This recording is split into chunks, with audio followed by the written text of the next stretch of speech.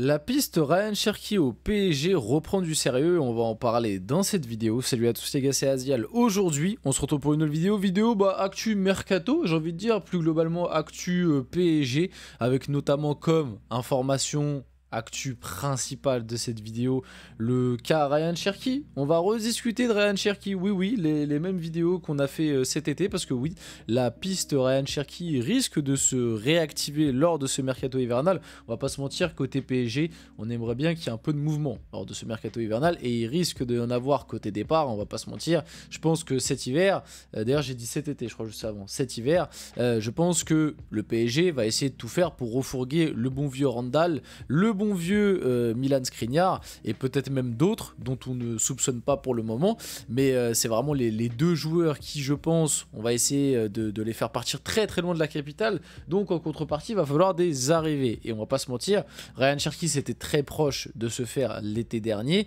et Lyon a besoin de vendre, Lyon est passé devant a besoin de vendre, Lyon est passé devant la DNCG, et c'est pas fameux, donc le cas Ryan Cherki, le dossier Ryan Cherki va bien évidemment revenir sur la table, surtout que le joueur est dans une forme, on l'a vu, assez étincelante. Donc on va en discuter, je vais être 100% honnête avec vous, je vais d'abord vous rappeler ce que je pensais du joueur cet été, pour après vous dire ce que j'en pense maintenant, et si je suis pour ou contre le faire. Comme ça c'est important, je fais mon devoir d'intégrité, parce que oui, mon avis a changé sur Ryan Cherki, et a même grandement changé en l'espace de 6 mois, mais il faut quand même faire attention du coup.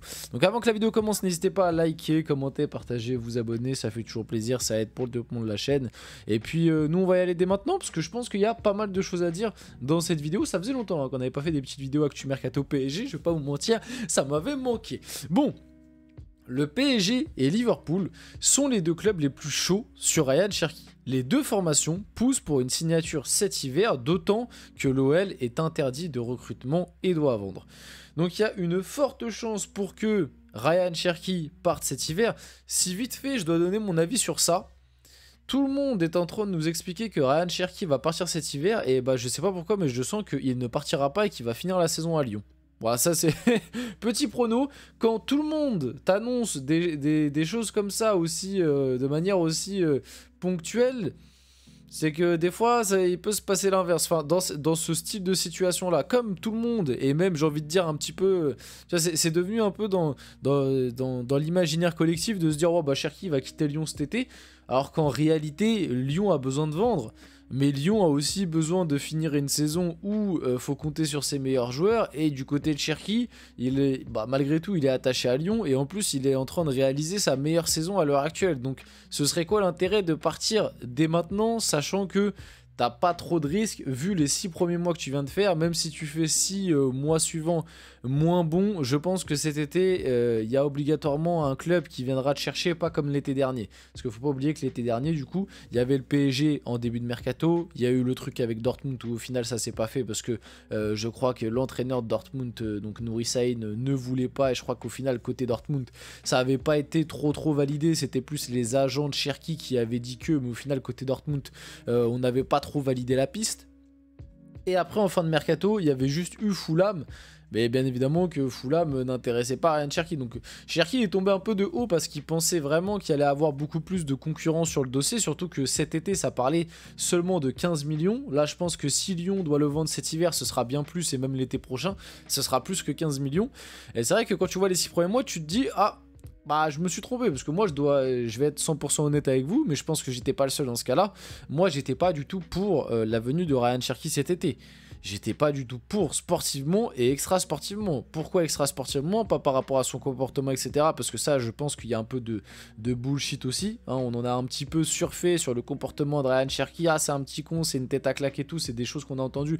Alors qu'en réalité, quand tu demandes à chaque fois au staff lyonnais, etc., tout le monde te dit, bah non, il est normal, il est sympa, etc. Bon, on sait que il a un petit ego, mais comme je vous l'ai toujours dit, faut juste pas que ce soit trop malsain, mais voilà, de l'ego, tous les footballeurs en ont. Alors chacun a une échelle différente. Si c'est pas dans le malsain, ça me dérange pas, parce que voilà, il te faut de l'ego si tu veux réussir d'autant plus dans ce milieu-là, mais même dans la vie de tous les jours. Donc voilà, mais sinon à part ça, tout le monde te dit bah non, Ryan Cherky il est bien élevé, normal. Bon, c'est juste que tu connais les rapprochements assez faciles, hein. Quand un joueur est un peu moins bon, on va dire ah c'est un petit con, bon bref, vous avez compris. Mais moi j'étais pas pour, surtout extra sportivement, par rapport à ses agents, parce que oui, cet été Ryan Cherky était dans l'agence de Faisal Amari, la maman de Kylian Mbappé, donc rien que pour ça. Et de toute façon Nasser Al-Khelaifi avait mis son veto pour ne pas faire venir Cherky. C'était plus Campos et Luis Enrique qui voulaient absolument le faire venir. Nasser, lui de son côté, a toujours refusé Ryan Cherky pour cette raison, sauf qu'entre temps Ryan Cherky a changé d'agent. Il est passé chez Moussa Sissoko. Moussa Sissoko qui est très proche de Nasser Al-Khelaifi et qui est l'agent de Désiré Doué, d'Ousmane Dembélé et de Randal Kolo Muani d'ailleurs aussi. Pour Randal Kolo Muani malheureusement je pense que voilà. Mais du coup qui a des très bons liens avec le PSG. Une raison de plus de se dire qu'il y a moyen que ça se fasse cet hiver, je sais pas, peut-être, mais en tout cas l'été prochain, il y a de fortes chances. Luis Enrique a validé le profil et le validait déjà l'été dernier, et Luis Campos est fan du joueur depuis des années, parce que Luis Campos le suivait déjà à l'époque, dites-vous, quand il était à Monaco et que Ryan Cherky avait encore 15-16 ans, Luis Campos le suivait déjà et était déjà fan du joueur. Donc il y a plein de trucs qui te montrent que Ryan Cherky PSG, c'est le mariage parfait. Alors moi, j'étais pas pour sportivement l'été dernier. Enfin, j'étais pas pour principalement pour Faisal Amari. Maintenant, j'étais pour le faire venir, mais dans un rôle de rotation. Et je me disais, pour 15 millions, bon, tu risques pas grand-chose. Parce que je me disais, bon, tu vas sûrement perdre un Carlos Soler. À l'époque, Carlos Soler était encore là. Et je disais, bon, tu vas sûrement faire partir un Carlos Soler. Bah, tu récupères Cherky pour 15 millions. Je pense que tu gagnes au change. Dans la rotation et tout, tu perds pas énormément. Enfin bref, t'as compris le principe un petit peu. Maintenant, j'étais pas pour non plus lui accorder une place de titulaire, j'étais pas pour le payer à un énorme prix, j'étais pas pour me dire que c'était le joueur qui allait changer le visage du PSG.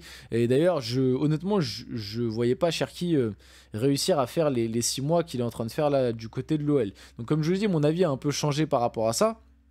C'est que vu là la première partie de saison qu'il a fait du côté de Lyon, je me dis que finalement Ryan Cherky, dans le niveau qu'il est actuellement, il pourrait quand même pas mal apporter au PSG. Luis Enrique a validé le profil, donc ça veut dire... Et je crois même que l'été dernier, il y avait eu des appels entre les deux. Donc ça veut dire que Luis Enrique a une idée précise de ce qu'il veut en faire. Moi, je suis quasi sûr que si Cherky vient au PSG, Luis Enrique l'utilisera en tant que faux numéro 9. J'en suis quasi sûr parce qu'il a vraiment ce truc, je pense, pour jouer ce rôle-là que Luis Enrique kifferait. J'en suis quasi sûr. Ou alors le faire jouer à droite, mais pas en tant que titulaire, plus dans une rotation, parce que Dembélé et Barcola ou Doué sont des profils qui, je pense, sont plus compatibles avec ce que demande Luis Enrique sur les côtés, tu vois, c'est-à-dire beaucoup plus de prise de profondeur, d'élimination, de percussion, de 1 contre 1 que Cherky peut faire. Il s'est un petit peu amélioré là-dedans, je trouve. Il a un peu plus d'explosivité qu'à une certaine époque, mais c'est pas son point fort non plus. Ryan Cherky, je trouve là où il est le meilleur, même si on l'a vu, comme en ce moment il est dans une forme olympique, il peut aussi faire très mal sur un côté, mais là où il est vraiment le meilleur, c'est quand il est un peu plus axial, quoi. Et je suis quasi sûr que Luis Enrique l'utiliserait soit dans un rôle de 10, mais j'ai du mal à y croire parce qu'on n'a pas de vrai double pivot derrière qui serait cohérent, je pense, en tout cas dans les gros matchs. Mais je pense, ouais, il l'utiliserait en tant que faux neuf, c'est quasi sûr même. Donc à voir. À voir ce qui va advenir. Moi, si je dois être honnête, je pense qu'à l'heure actuelle, le PSG a bien plus de chances de faire Ryan Cherky que Liverpool. Maintenant, sur le côté, est-ce que ça se fera cet hiver ou pas, j'ai des doutes, moi.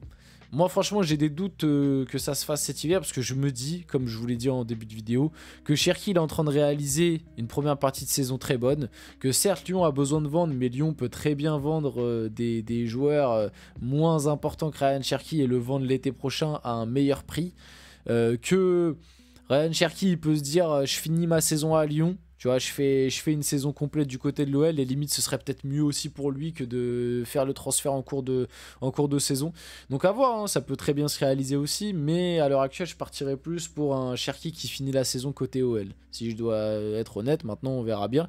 Et maintenant mon avis a changé et je serais content de faire Ryan Cherki cet hiver.